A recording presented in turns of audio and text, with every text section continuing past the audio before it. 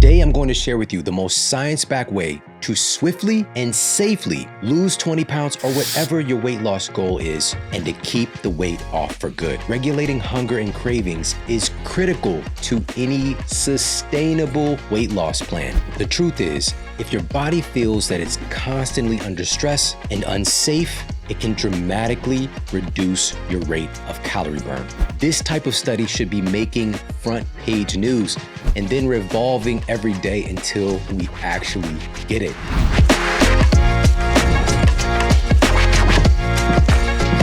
There are so many unsustainable and even dangerous ways to lose weight. Today, I'm going to share with you the most science-backed way to swiftly and safely lose 20 pounds or whatever your weight loss goal is, and to keep the weight off for good. If I needed to lose 20 pounds myself, this is exactly what I do. This is the fastest method. We're gonna follow the acronym FASTEST, starting off with the F.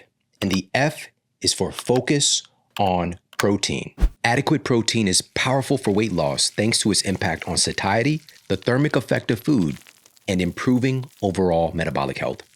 For example, researchers at the University of Kansas Medical Center recruited overweight test subjects to study the impact that a higher protein breakfast has on the brain versus an average protein breakfast. The scientists used fMRIs to analyze participants' brains and discovered that adding in more protein, specifically for their first meal of the day, decreases the signals in the brain that stimulate appetite and lead to overeating.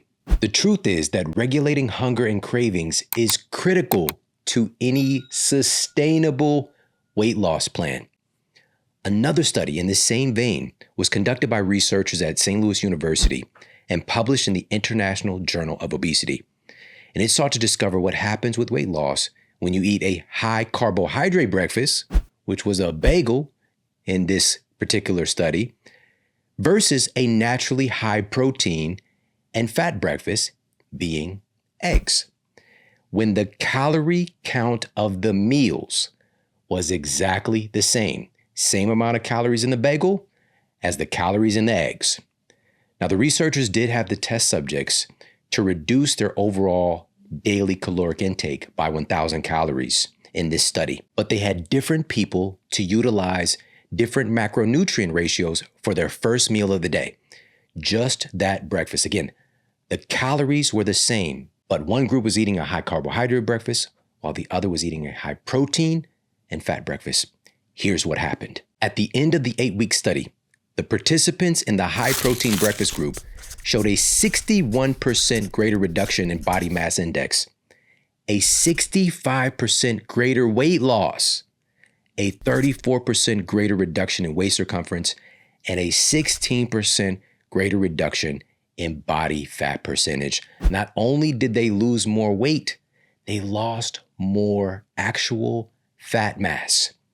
This type of study should be making front page news and then revolving every day until we actually get it.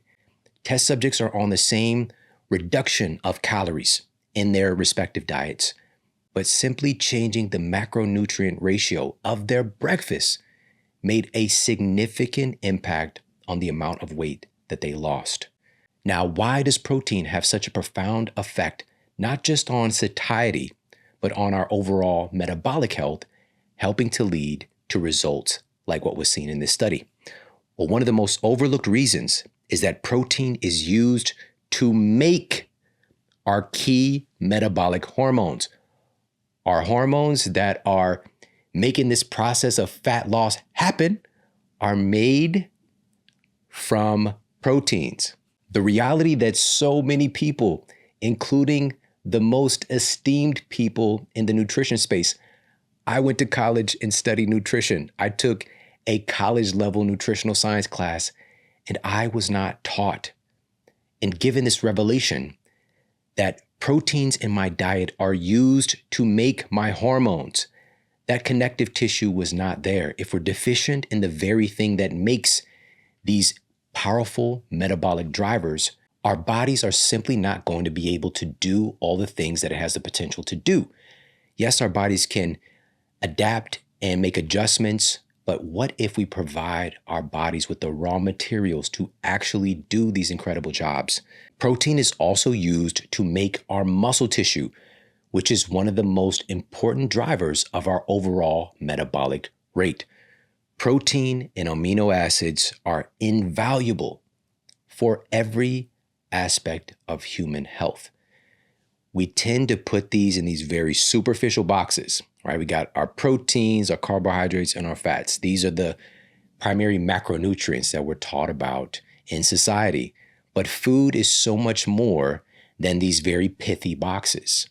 There's an intimate relationship here with our food, the external environment, and our bodies. We're literally making our bodies and everything that the body does from the foods that we're choosing to eat.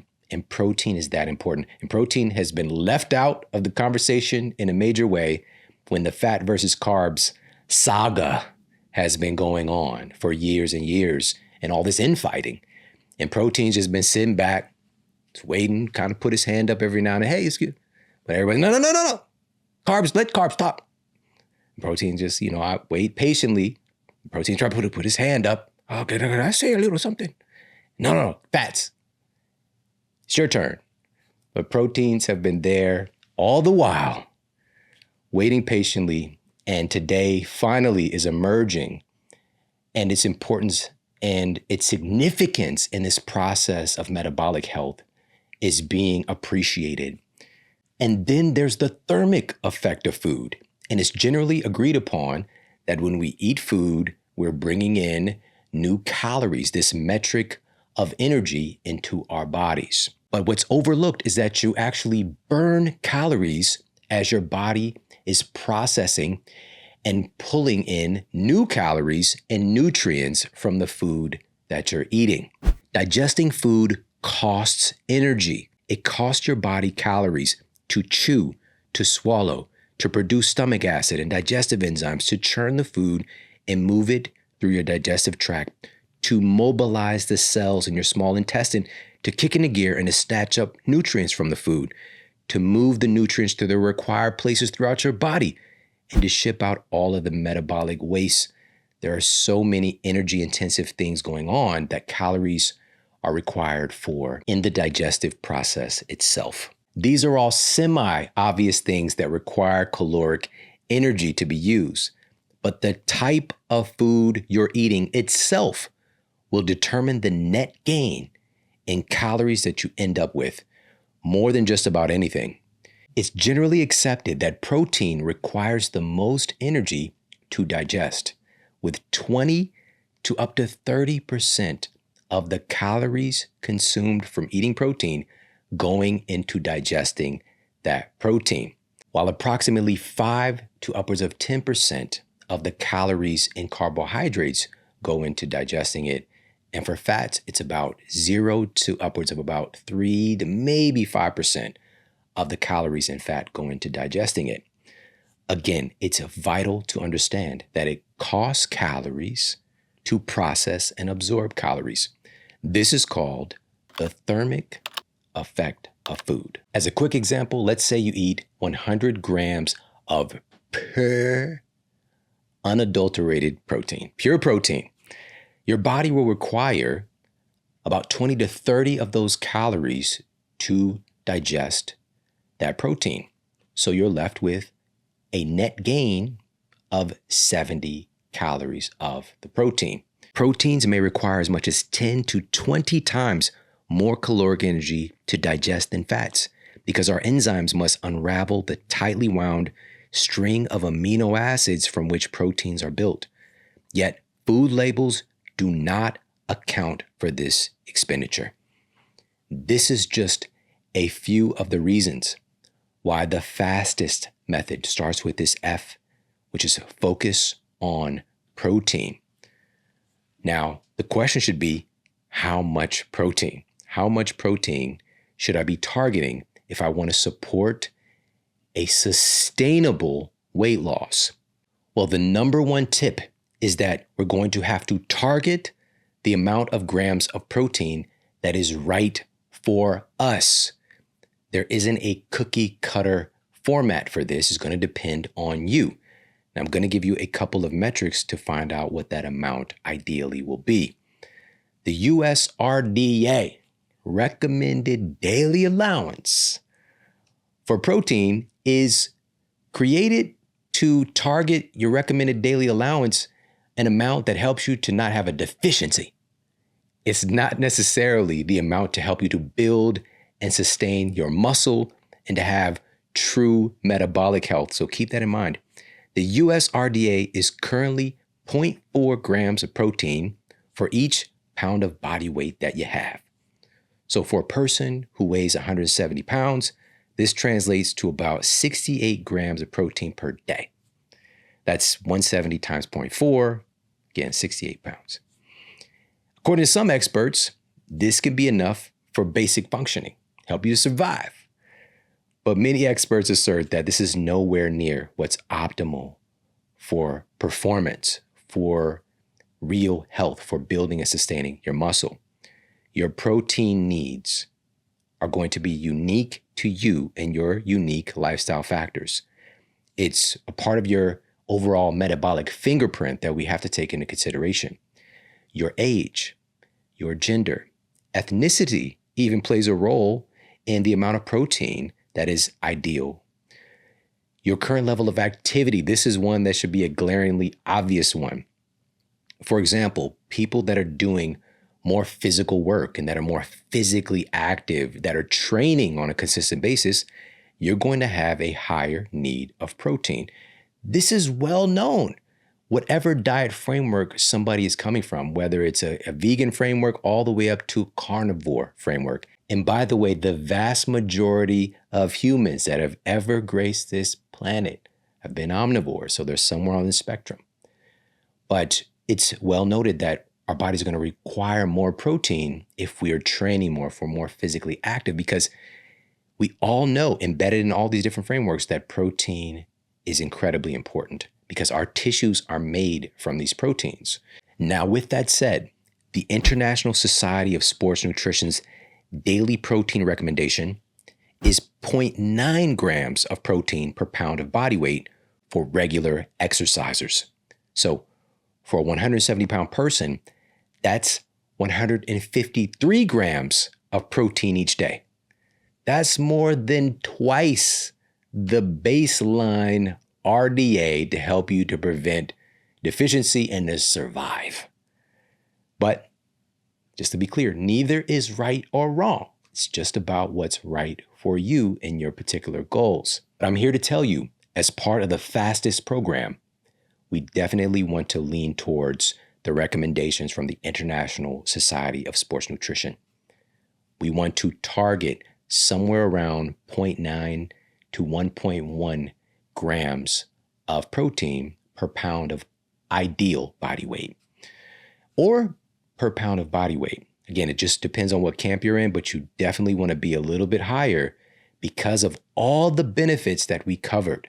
This does not mean we're eating a super high protein diet per se, but most people are simply not getting in enough protein to generate all these metabolic benefits. In particular, tip number 2 is to get in a hefty amount of that protein for your first meal of the day. It sets the metabolic template for the day. It's the catalyst, as noted in the University of Kansas Medical Center study that we covered. Now, how much protein was in that study for that first meal of the day? Well, in the quote average protein diet, it was under 20 grams of protein. And this kept people more reactive to food and cravings when studying their brains, versus the higher protein breakfast, including over 40 grams of protein at breakfast, and it activated significantly higher levels of satiety. Tip number 3, all protein is not created equal.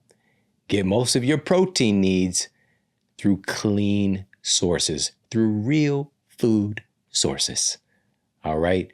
If we're going and looking at the chemistry, the amino acids of what's coming in a KFC fried chicken breast or chicken thigh versus the chicken thigh or chicken breast that you cook yourself without all of the ungodly chemicals and additives and preservatives and rancid oils and all these other things that come along with that KFC chicken, you're going to be able to avoid a lot of potential metabolic damage and what are referred to as obesogens. Obesogens are noted as obesity creating or contributing agents that alter our metabolism and shift it in a way that is more supportive of weight gain. All right, so there's a whole category of obesogens. We've done multiple shows talking about obesogens, but we can avoid those when we're eating cleaner, real whole food sources of proteins. And the same thing holds true if you're utilizing a vegan diet, which is the tendency to bring in a lot of ultra-processed, plant-based compounds as well. So ultra-processed soy and wheat products to try to garner the amount of protein that we're looking for and not considering all of the toxic chemicals that are utilized in that process of turning tofu into a tofu wiener. All right, tofu hot dog or tofu chicken nuggets. All right, so we want to go for real food sources. And although there are not many plant foods that are considered, quote, complete proteins, this is one of those places where if you have some intelligence and strategy, combining food together is well noted, beans and rice, for example, to create that plethora of proteins that the body needs that we consider essential. But keep in mind, the carbohydrate fraction is so much higher in those foods. And this is what causes a lot of people to struggle. This is one of the reasons why today a lot of plant-based folks are shifting to a plant-first approach and allowing room for a couple of animal foods. So maybe this even might be one meal a day in the form of some eggs or a dairy-based high-protein food like yogurt or a meal of fish, and just being able to get a cleaner, dense source of real food protein. So, but again, you've got to do what's right for you, what's right for your body.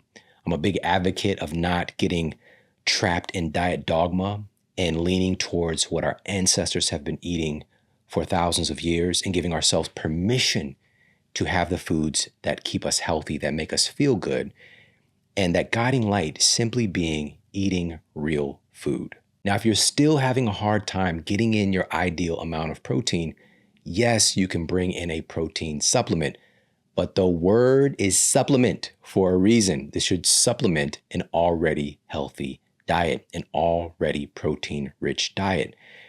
And if you're going to utilize a protein supplement, please use one that is backed by the most science. Now, there are a ton of protein supplements on the market today, from animal-based versions to plant-based versions, but the most science, decades of peer-reviewed evidence is denoting the benefits from whey protein. Now, whey is not new. It's not just some industry byproduct. The person who's considered to be the father of modern medicine, Hippocrates, was utilizing whey in his practice. All right, so it's been around for thousands of years. But what about the data today? Well, a randomized double-blind study published in the Journal of Nutrition found that overweight test subjects who were instructed to consume whey protein daily for 23 weeks lost more body fat, had a greater loss in waist circumference, and had a greater reduction of circulating ghrelin levels. This is one of our body's major hunger hormones, compared to test subjects taking daily soy protein or an isogenic carbohydrate drink. What's really interesting about this study is that test subjects were not instructed to make any other dietary or lifestyle changes. These results were by adding in more protein through utilizing high-quality whey protein. The whey protein that I've been utilizing for years, by the way, is from the incredible team at Onnit. Onnit has taken it upon themselves to put many of their supplements through randomized, double-blind, placebo-controlled trials. They are really focused on human performance and optimization, and their grass-fed whey protein is a staple at my house. So definitely check them out if you're looking for a great whey protein. Or they also have a plant protein that is bar none as well. utilizing the very best ingredients. And you get 10% off, by the way, if you go to onnit.com/model. That's onnit.com/model. You're going to get 10% off. So again, this is the fastest method. The F is for focusing on protein. And now we're going to move in to the A in the fastest method. And A is to avoid refined sugar. Avoid refined sugar. Avoid it like the plague. Avoid it like cooties. Do you remember the cooties? Oh, you got the cooties. Stay away from me. Ew. Avoid it like the plague. Avoid it like cooties. Get away from it. A fantastic review published in the journals Nature and BDJ Open detailed how excessive sugars, particularly refined fructose and sucrose, can cause systemic inflammation, trigger gut barrier dysfunction and endotoxemia, and induce dysbiosis of the gut. The analysis also noted that sugar triggers dopamine release in the brain's pleasure centers and activates the endogenous opioid system, potentially leading to addictive behaviors such as binging, craving, and withdrawal. Refined sugars are by far the biggest driver of our body's primary energy storage / fat storage hormone, insulin. And as metabolic scientist Dr. Ben Bickman shared with me, when insulin is active in your system, your body will not burn fat.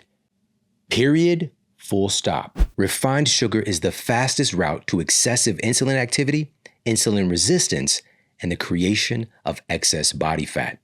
And the fastest way to deliver high amounts of sugar into your system that is common in our culture today is through drinking sugar-sweetened beverages like soda, fruit juices, and other drinkable high-sugar concoctions. Again, our fastest method of delivering higher amounts of sugar straight to our cells is through the consumption of liquid sugar, which is highlighted in a study published in the Journal of Nutritional Biochemistry. The researchers asserted that the consumption of highly concentrated liquid fructose leads to the development of hypothalamic leptin resistance and the development of excess visceral belly fat. And the fact is that you can't outrun or outtrain any diet that's bringing in copious amounts of sugar and calories in liquid form. Let's take an example of a typical store-bought lemonade. For a 16-ounce bottle, you're going to get about 240 calories. And hypothetically, you can guzzle down that 16-ounce bottle in about 20 seconds. Now, I'm saying this because I've done this. It's so quick and easy to get this into your system, and it doesn't have any dietary compounds that help to slow down that invasion of sugar into your body. Now, if you take the basic calories in, calories out mindset to counteract what you just consumed in 20 seconds, you're going to have to jog for about 30 minutes to burn off, quote, burn off that 240 calories that was so easy that you can get into your body in seconds. Keeping in mind the average human is jogging about 4 to 6 miles per hour, okay? But 20 seconds to get it in, 30 minutes to get it out if you're looking through that mindset. But this doesn't even consider the impact of the simple sugars coming into your body in liquid form, like a freaking slingshot, all right? For whatever reason, YouTube popped up some slingshot videos of people on the slingshot ride. I don't know if you've seen this before. And people basically getting launched into the air. A lot of people be passing out, which is kind of low-key funny, but also terrifying. They pass out as they're getting slung into the air, and then they wake up in terror because they realize, like, they take a little mini quick nap. When you pass out, you're asleep.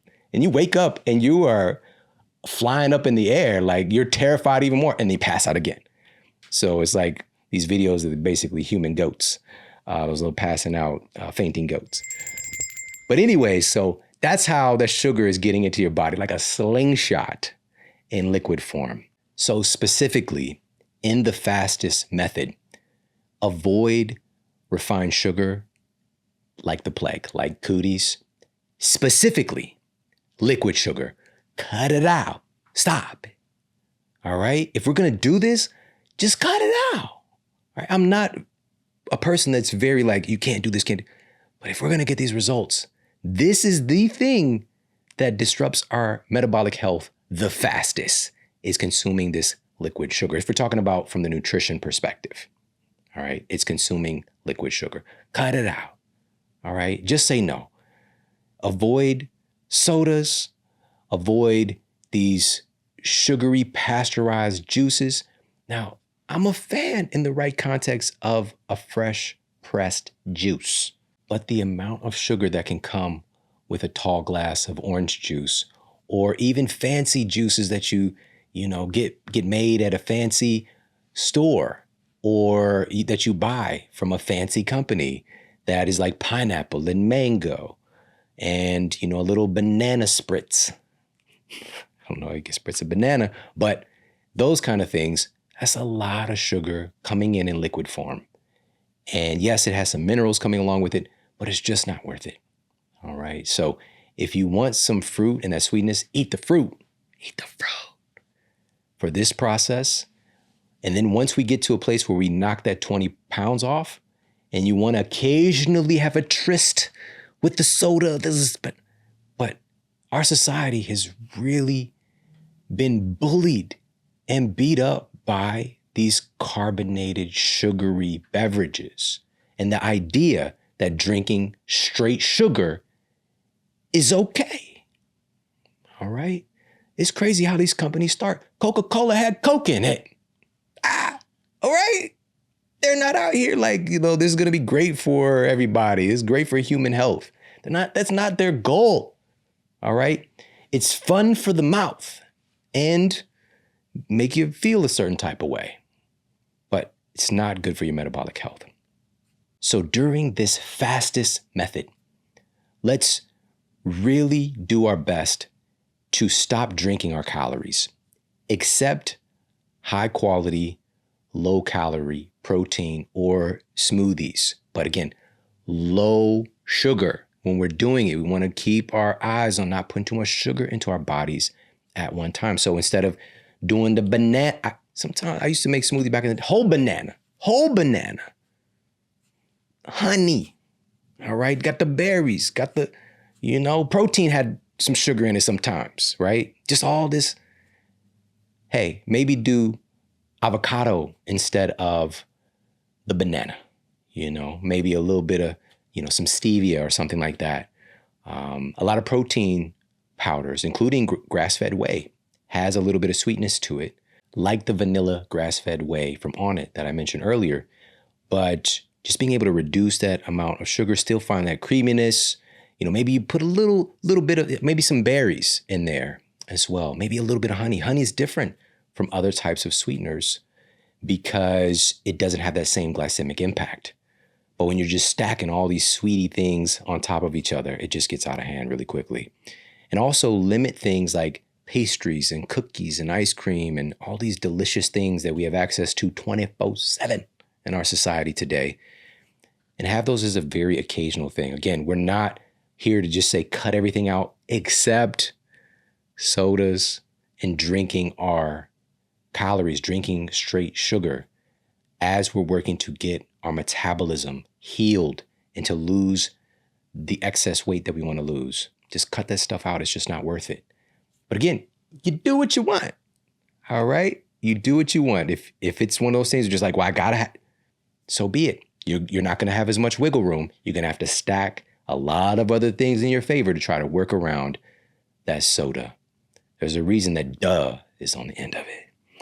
All right, to close things out with A in the fastest method to avoid refined sugar like the cooties.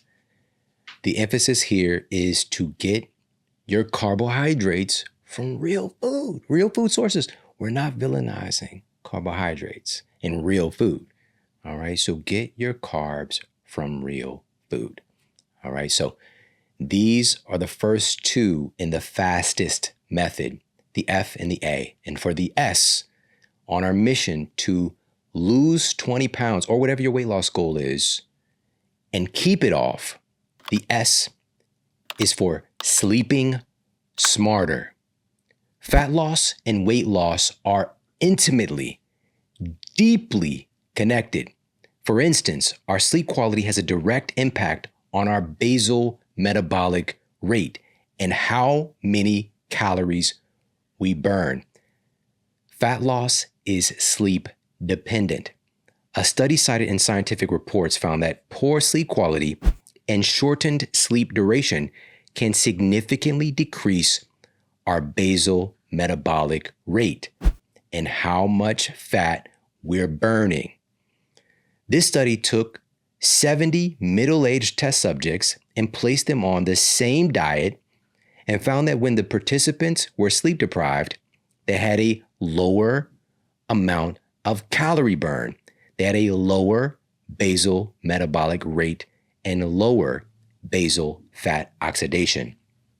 Plus, a randomized crossover study conducted by scientists at the University of Chicago found that when test subjects were placed on the same diet in the same controlled conditions, the amount of sleep that they got dramatically affected their fat loss. In one condition, they allowed the test subjects to get 8.5 hours of sleep for 2 weeks. In another condition, they restricted the test subjects to getting only 5.5 hours of sleep nightly for 2 weeks. After compiling the data, shockingly, the participants were found to have lost 55% more body fat when they were able to get 8.5 hours on average of nightly sleep. Not only that, the study, and this was published in the Annals of Internal Medicine, revealed something shocking that has to do with muscle. Again, a key driver of our metabolic rate, how much calories we're burning during activity and at rest. When the participants were sleep deprived, their bodies began burning off their muscle for fuel at a faster rate. The participants were found to lose their fat-free body mass, including their muscle, increasing by 60% when they were sleep deprived. This was accompanied by what the researchers termed neuroendocrine adaptation that shifted their body away from burning fat for fuel. Again, these are just some of the studies that have been done on this, and most people still do not know how much sleep impacts their metabolism. We could be up trying to do all this stuff, measuring and monitoring and dieting and training our behind off, not knowing that one of the most important things for us to do is to do nothing, is to sleep, is to lay our behind down and get the sleep that our body needs. It is literally a huge threat to our survival. Our endocrine system goes bonkers when we're not getting enough sleep. Thus, all of these adaptations take place that reduce our metabolic rate and alter our body in a way where we start burning off our more valuable muscle tissue and start holding on to more fat. This is priceless information to know. And we've obviously talked a lot about the impact of sleep and strategies for improving your sleep over the years here on the Model Health Show. Even in year 1, we're in year 12, baby. Year 1. I was just sounding the alarm. Ding, ding. I was sounding it.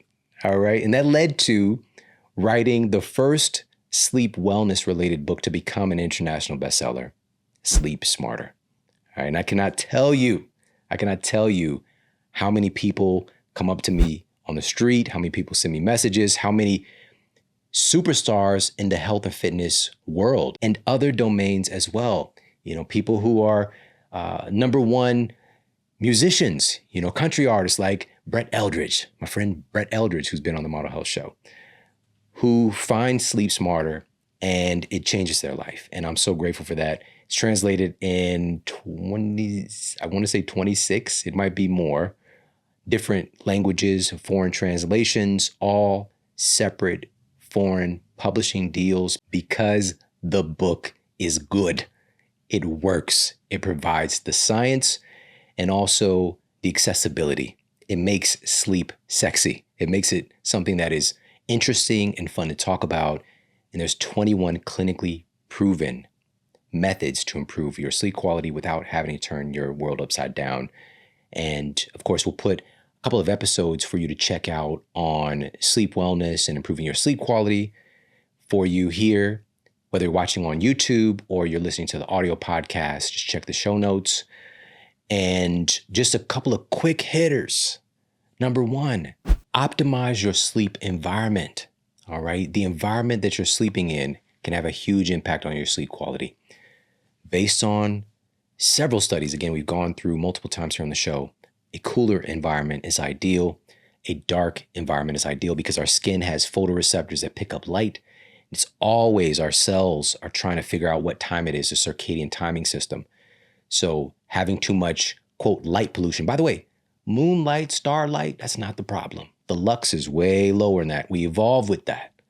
But the, quote, light pollution from all of these, artificial sources of light are disruptive to our circadian rhythm. So getting some blackout curtains might be ideal depending on where you live. And also getting the more heavy stimulants out of your bedroom as well. So the laptops and the iPads and the TVs and the things that stimulate our nervous system, right? Because our bedroom, there's always these neural associations going on. And so if our brain knows when we go into our bedroom that, hey, I do work when I get into bed. I'm tapping on my laptop. I'm watching movies on my iPad. I'm watching TV. Our bodies get trained to be stimulated. And also, if you're cutting your TV off is the last thing you do before you go to sleep, guess what? Your nervous system is fight or flight, all right? There's a bunch of aspects of your nervous system that are just going and going. You might be exhausted. You might fall asleep, pass out while the TV's going. Happens all the time. But your nervous system was not calmed down. Your parasympathetic nervous system is not switched over and taken over. And so you might be passed out, but your production of melatonin to help you to go through your sleep cycles, your reduction of cortisol that deeply interrupts our sleep quality, that's going to be elevated. Melatonin is going to be suppressed. The same thing with just being on our devices before bed. So give yourself a little bit of grace, a little bit of grace period to be off your device before going to bed. Ideally, at least 30 minutes. Get off of the screen and do something else. Go brush your teeth, put on some music, take a bath, have a cup of, matter of fact, by the way, there are a ton of sleep supplements and sedatives on the market today because sleep is one of the biggest struggles. It's something that we just do. We have been designed, and you don't usually see a tiger with insomnia, or a bunny. Just like this bunny, I just can't get to sleep.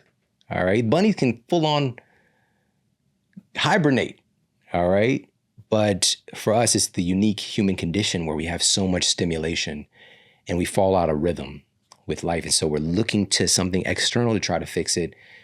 And for thousands of years, humans have done things to support naturally, to supplement and support the sleep process. So we don't have to go running to, ideally, don't jump right to hormone therapy to try to fix your sleep. And I mean melatonin supplementation, all right? There is a place for a little bit of melatonin supplementation, but generally that is not something that you want to jump right to. It is a hormone. Just because you can get it at the drugstore doesn't mean that it's something you should just be taking all willy-nilly, all right? So something much better, more time-tested, just look to things like chamomile tea. Look to things like magnesium supplementation. Look to things like reishi. That's one of my favorite things to do in the evenings. Most nights is to have a cup of reishi. I do this at least a few nights each week.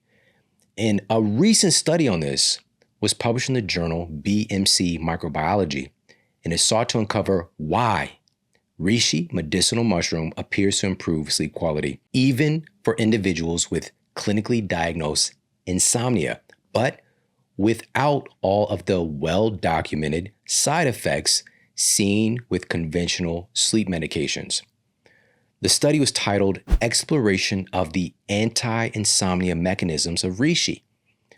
Looked at how reishi impacts changes at the genetic level to bring about improved sleep quality.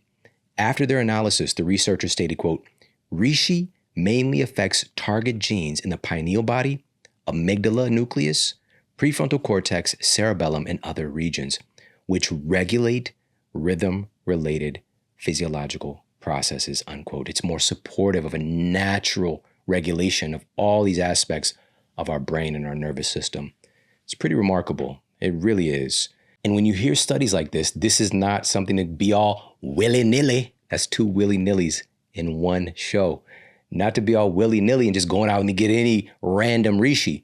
Most of the reishi products, there's a whole report on this, don't contain any of the therapeutic parts of the reishi or any reishi at all. You gotta go for the best companies that have integrity. The reishi tea that I drink, that I've been utilizing for years, is from Four Sigmatic. Go to foursigmatic.com/model. You're gonna get 10% off, yes, but you're also gonna get access to a dual extracted organic reishi tea. Or they've even got these incredible blends. So they got reishi hot cacao as well, right? So head over there, check them out. It's foursigmatic.com/model. That's foursigmatic.com/model. Check out their amazing reishi and their other dual extracted medicinal mushroom products, hot cocos, elixirs, coffee, all that good stuff. That's foursigmatic.com/model. So again, remember that fat loss and weight loss is heavily sleep dependent. And that's why in the fastest method, the first S is for sleeping smarter. Now we're going to move on to the first T, which is time restricted eating.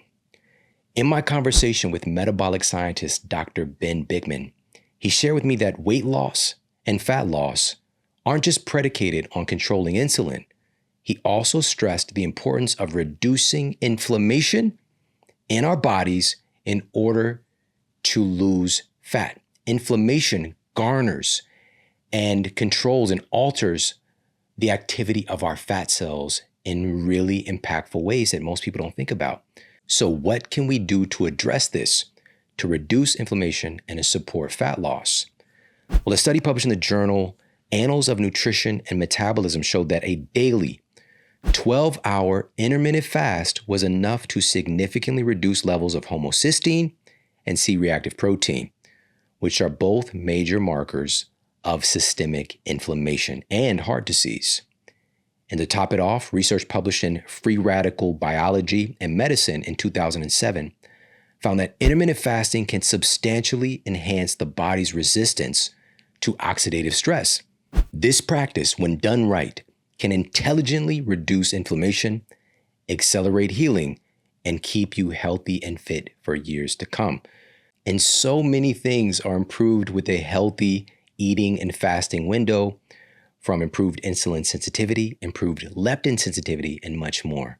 Now, what are some of the more obvious ways that having an intentional eating window and fasting window, what are some of the more obvious ways that this can have an improvement on your weight loss? Well, a study that was published in the peer-reviewed journal Cell Metabolism tracked the eating habits of a group of adult test subjects to see how often the average person actually eats and the impact that it has on their metabolism. The researchers discovered that not only does the average person not eat 3 square meals a day, most people tend to eat sporadically throughout the day, more of what could be considered snacking. The study found that the average time between the first bite of breakfast and the last bite of dinner or evening snack or drinks at the bar was about 14 hours and 45 minutes. That means the average person is eating something for the span of about 15 hours a day. You throw in some sleep, And that's pretty much all the hours you got. Now, that might not sound like a lot as far as that eating window, but to our genes and being an epicaloric controller, this might be one of the biggest deals ever. The scientists in the study decided to see what would happen if they simply shortened the window of eating for some of the test subjects. There were no other dietary restrictions given, no restrictions on calories, macronutrient ratios, or anything else. They simply had the test subjects to reduce their eating window to a period of 10 to 12 hours a day, even up to 12 hours a day. And here's what happened. After 16 weeks, the study participants lost an average of over 7 pounds. The participants also reported that they were sleeping better and had a lot more energy throughout the day. An analysis of their diets uncovered that they naturally reduced their caloric intake by about 20%, even though there were no calorie restrictions placed on them. They were losing weight, eating the foods that they wanted to eat, and experienced a lot more energy. Now, this might sound too good to be true on the surface, but there are so many metabolic benefits going on behind the scenes when you give your body a structured break from constant consumption. This is what humans have done in one way or another for thousands of years. Intermittent fasting is not new. What is new is 24/7 access to hundreds or even thousands of different food items. Our brains and our biology are not healthfully equipped to live in an environment like this. This is an environment where we have to jump in and have some rules and standards for ourselves. I'm not the biggest fan of placing rules on people or putting rules on myself. There's a rebellious nature about humans. Like, just look at any little kid, always testing the boundaries. But rules and standards create an environment for us that actually creates more freedom to operate within those standards, within those rules. And without the rules and standards, just on the food tip, if there was no ramification for eating a Tombstone pizza at 2 a.m. or going to White Castles, which I've done, I can't even tell you how many times, at midnight to get the sliders, all right? And the chicken rings. They had chicken rings. You put your finger in the ring. I don't know if you ever put the finger in the, I don't know if you've ever done it, but I've done it. Dip it in some sauce, all right? The chocolate, possibly a shake. I don't know if we can call it a shake, but the chocolate shake at White Castles is, to put it bluntly, it's seductive, all right? I've been there. If I didn't have rules and standards for myself, if there was no ramifications for doing that behavior, I never would have stopped. I never would have stopped. The aroma, just the smells, they could charge you for the smells in a White Castle, all right? But the ramifications aren't pretty, all right, for many people. And so without these rules and standards, I can easily be out here in these streets putting unnatural things, any of us could, into our bodies. All right. So these rules and standards, we got to jump in because the seduction is out here. It's out here 24/7. All right. You can always find some ultra processed foods. All right. So we've got to jump in and create some rules and standards for ourselves. So this is what we do when we jump in and decide to have an eating window, a clear eating and fasting window. 12-hour fasting window is doable for pretty much anybody. And I'm not trying to get into the deep intermittent fasting. Just giving yourself a little bit of time to not be eating and let your body just metabolic processes, autophagy, all these other things that kick in, BDNF. I can go on and on, all these other metabolic benefits that take place, improvements in our insulin sensitivity and leptin sensitivity, and the list goes on and on. 12 hours, you could do that. If you start eating at 8 a.m., shut it down at 8 p.m. Not that hard, okay? We can get a little bit, if you want to finesse it a little bit, maybe shorten the window by an hour or two, but we don't got to get all into the weeds with, a very strict and stringent, but just give ourselves a little bit of guidelines, a little bit of some healthy rules for ourselves and standards, in a world that is designed to get you to eat a bunch of shitty food. They're just coming at you. Cartoon hands all the time. Homer Simpson, donut, burger, all right, chicken ring, just all the time. All the time. You got to have some standards for yourself and cater it to you and your unique lifestyle. That's the key with creating this fasting window for yourself. So this is the fastest method. And that's the first T, is time restricted eating. Employ this. This is going to help you to knock those 20 pounds off or whatever your weight loss goal is and to keep it off. This is something that is sustainable. It's doable for all of us. Moving on to the E in the fastest method. E is to exercise your major muscle groups at least 10 sets per week. Building muscle is the ultimate hack for burning calories. Muscle tissue burns more calories than other large banks of tissues like fat because it is metabolically more active. Here's why. Number one, the energy demands of muscle tissue. Muscle cells require more energy to maintain their structure and function than fat cells. Even at rest, muscle tissue is engaged in processes like protein turnover, ion pumping, and maintaining muscle integrity. Number two, basal metabolic rate. The basal metabolic rate represents the calories your body burns to maintain basic life functions. Muscle contributes significantly to your BMR, your basal metabolic rate, because it has a higher metabolic rate compared to fat.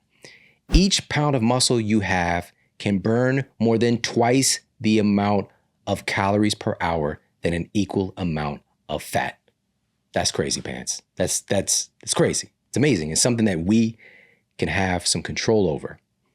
Number three, activity and recovery. Muscles are engaged during physical activities and after exercise. They require additional energy for repair and recovery.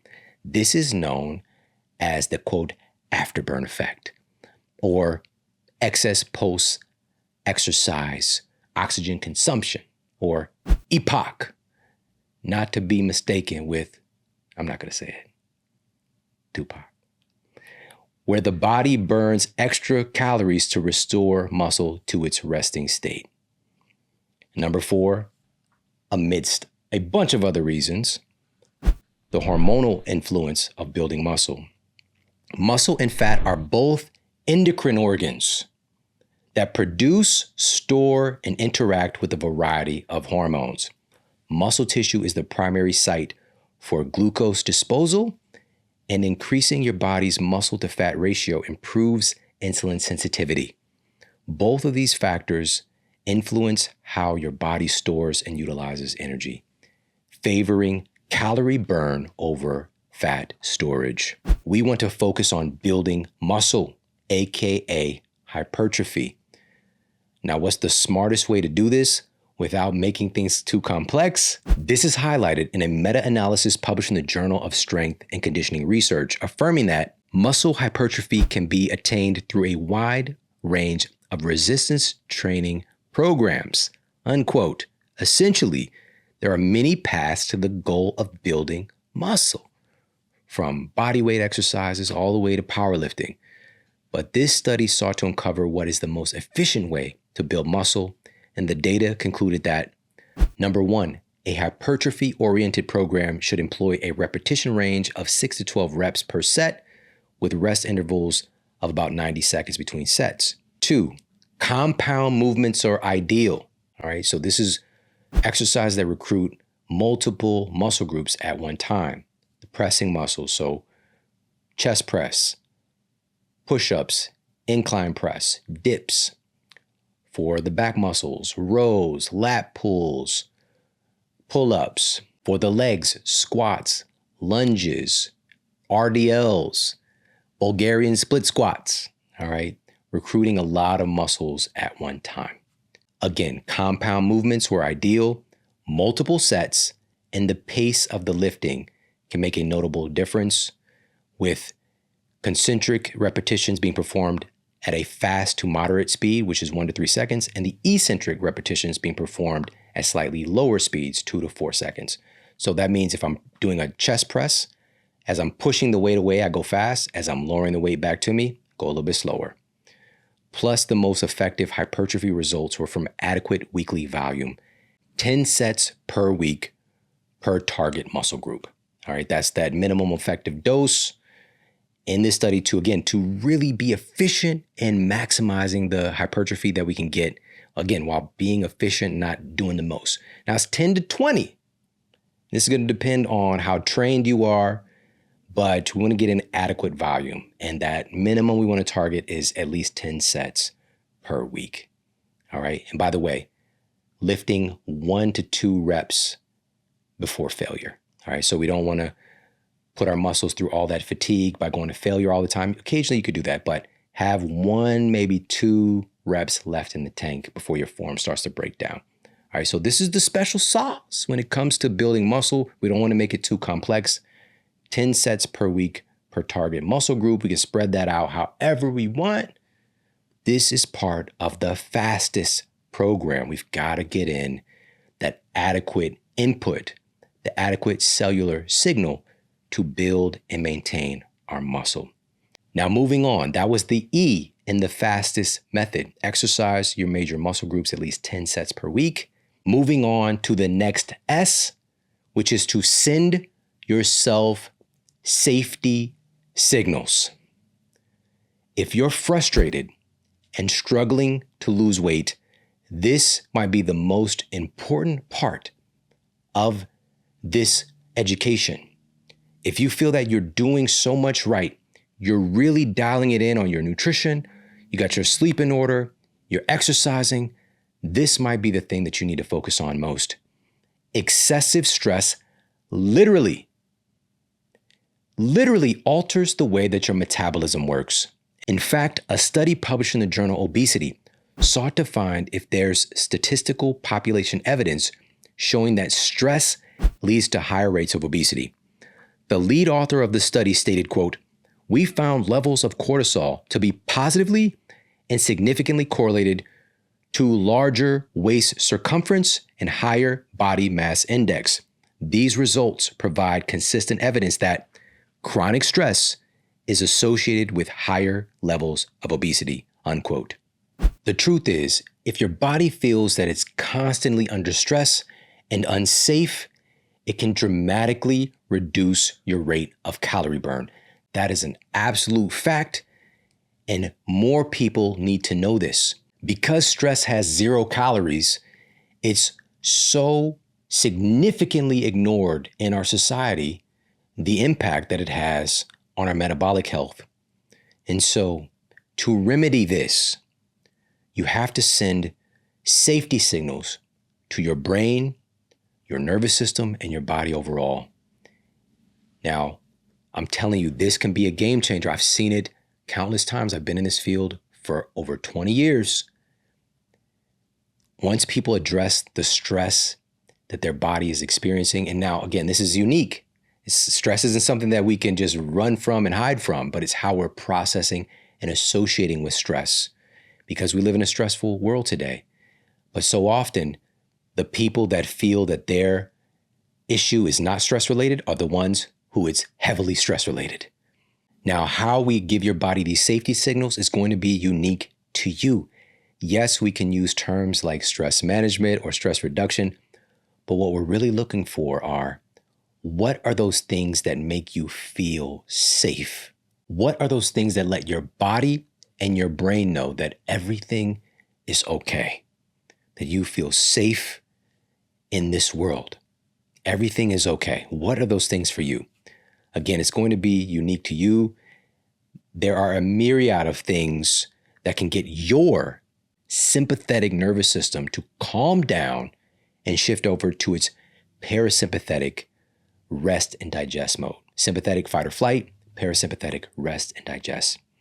It can be time in nature. It can be a practice of meditation or breath work. It can be listening to your favorite music. Even listening to the name sympathetic nervous system. We've got to be more sympathetic to ourselves. You've got to be more sympathetic to yourself and attentive to your internal terrain and care for yourself with more intention. Para, meaning beyond, alongside. The parasympathetic nervous system is going to be dictated by how we're associating and caring for ourselves. Oftentimes, it's the basics of human survival that can flip the I'm okay switch. Deep nourishment, making sure that we're meeting our nutritional needs and not experiencing deficiencies. Rest and recovery, low impact, nourishing movement, and connection to others. Let's address each of these really quickly with a couple of insights. Deep nourishment. Simple nutrient deficiencies can mess you up. Magnesium deficiency. Magnesium is responsible for well over 650 biochemical processes in the human body, many of them related to what our nervous system is doing. If you're deficient in magnesium, which most people are today, your body is going to be in a detriment, in a metaphoric hole that you're trying to climb out of when we're talking about reducing stress and having more safety signals. That safety signal is making sure we're getting adequate amounts of magnesium.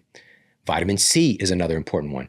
Protein is another critical nutrient that we need to be making sure we're getting in plenty of, because it's the most valuable macronutrient found in nature, because it's used to build so many aspects of our bodies.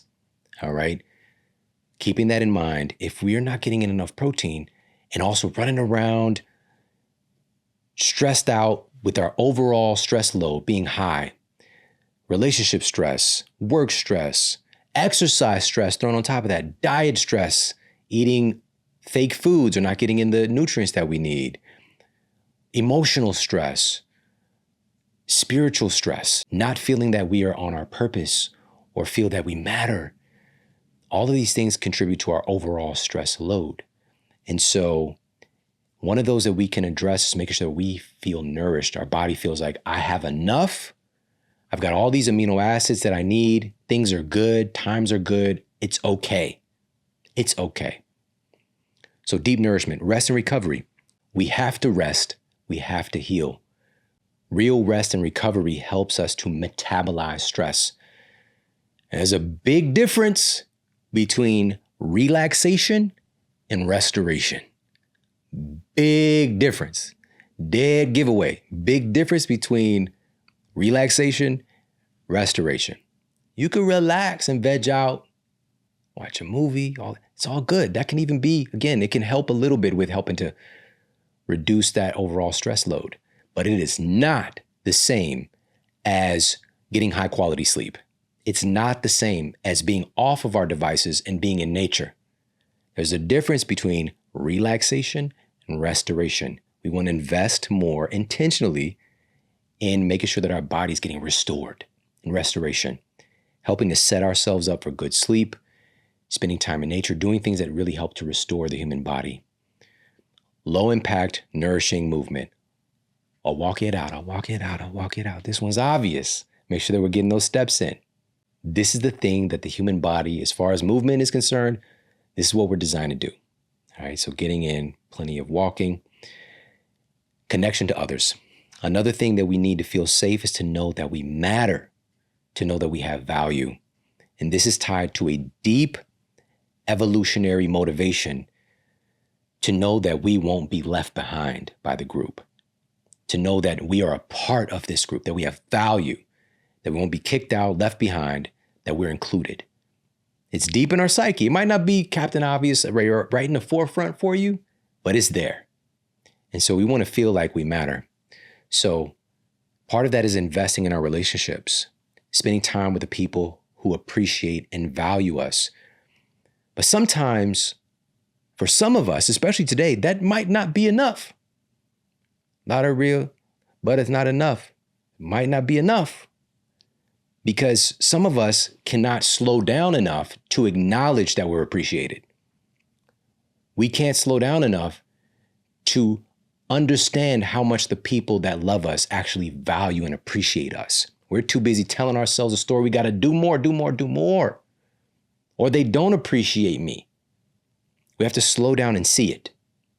And you get all those metabolic benefits in feeding ourselves these safety signals. So again, leaning into love and affection and time around people that you love and trust. These are all helping to send those safety signals. And one more tip is that sending your body safety signals may be even more helpful in the evening. Researchers at Stanford University recently discovered that your legions of precursor fat cells are more likely to turn into actual body fat if your body's level of stress hormones are elevated at night. Sending those safety signals in the evening might be a force multiplier. Okay, so restoration, taking an Epsom salt bath, reading a book, putting on something relaxing, some relaxing music, spending time with the people that you love, turning the lights down, all right, and getting to bed at a decent time, getting high quality sleep. These are all factors that help to send our body these safety signals. And by the way, if this is the one that is speaking to you, definitely check out the interview that I did with renowned physician, Dr. Isabella Wentz. She has some fantastic work around this, the impact on our adrenals, our thyroid, all of this metabolic impact that comes from stress and the implementation of safety signals. Now we're at our final part of the fastest method. We're at our final T. And this final T is for take 8 to 10,000 steps every day. According to research published by the American Heart Foundation, walking for an average of just 30 minutes a day can lower your risk of heart disease and stroke by 35% and lower the risk of type 2 diabetes by 40%. The researchers called it a, quote, wonder drug. Walking is a major key to healthy hormone function. It's a major role player in the healthy activity of insulin, leptin, cortisol, testosterone, and more. Take testosterone, for example. Testosterone is critical in body fat distribution and utilization, bone density, muscle growth and strength, sexual function in both men and women, fertility, mental health, and so much more. A recent study published in the journal Endocrinology analyzed the connection between testosterone levels and the amount of steps people were taking each day. The researchers tracked middle-aged men for this study and stated, quote, percentage changes in serum testosterone levels were significantly correlated with the total number of steps taken per day, unquote. The most noteworthy increase in testosterone and protective effect was seen at 8,000 or more steps a day. Additionally, walking increases insulin sensitivity. It increases lipolysis, the release of stored body fat for fuel, and it dramatically improves our overall metabolic health. So get in those 8 to 10,000 steps per day. You can eyeball it. You can count your steps. All right, make that an exercise. Or you can get a little pedometer, a little tiny little pedometer. Or of course, there's so many different inventions and contraptions today, you know, from watches and all manner of tracking devices, rings. There are many ways to track your step count, but 8,000 to 10,000 steps a day. You put this all together. The fastest method is effective, safe, sustainable, and it will get you into the best shape of your life. Hey, if you like this video, make sure to check out this video right here. Things over 15 reps, I would call junk volume. Sets that are further than 2 reps from failure, I would consider junk volume. And then excess warm-ups are things that I think are junk volume too.